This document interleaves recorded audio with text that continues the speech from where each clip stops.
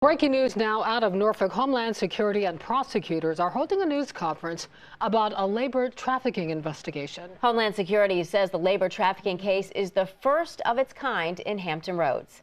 Let's listen in. And also to the Virginia Attorney General's office for their continued partnership with the Hampton Roads Human Trafficking Task Force. Thank you. U.S. Attorney.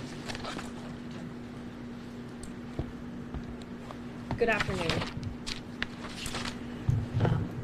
I want to start by thanking all of our partners on the task force here today. It is truly incredible to see such a combination of local, state, and federal law enforcement working together under one mission to end human trafficking in our region and across Hampton Roads.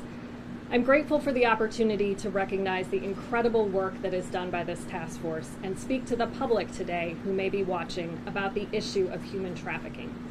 Trafficking takes many forms, but it is consistent in one aspect. Traffickers target the most vulnerable among us, whether it is a minor lured into a prostitution ring by promises of love and affection, or an immigrant told that they must labor arduously under the threat of deportation. The offenders in these trafficking cases rely on a narrative that society does not care about these victims in order to control and abuse them. I'm here today to say that we assembled here do care. No one, regardless of age, regardless of social status, immigration status, or personal history, deserves to have their bodies and efforts exploited for the gain of others. I'm particularly proud of the work, though, that this task force did in our case that we're talking about here today against the owners and managers of the Magnolia Cleaning Services, Anna Patricia Aragon Landaverde, Jeffrey Dean Vaughn, and George William Evans.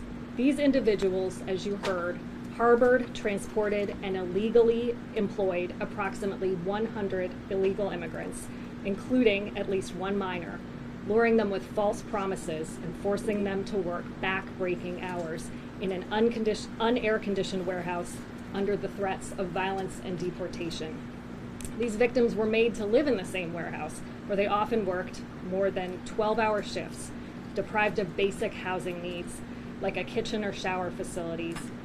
And in one example of the cruelty of these crimes, a mother employed and living in the warehouse was prevented even from caring for her infant child and had to tie a bottle for that infant to a stroller.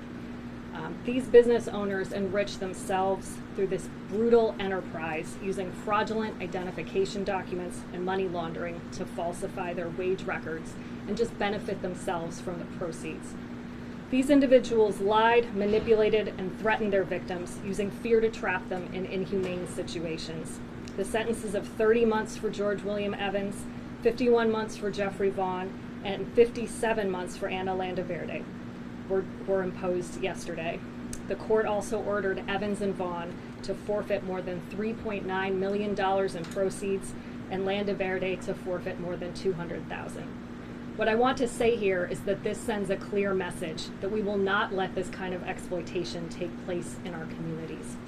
Our resolve here in the Eastern District of Virginia echoes that of the whole Department of Justice, which last year announced a multi-year strategy to combat all forms of human trafficking, which included more coordinated efforts like this task force, resources, new protocols, and an increased focus on supporting victims of these crimes.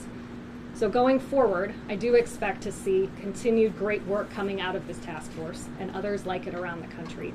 I hope the messages we send here today are able to reach the ears of victims still trapped in the grip of human traffickers, and that they can hear us saying, "We are here to help you. You are not alone."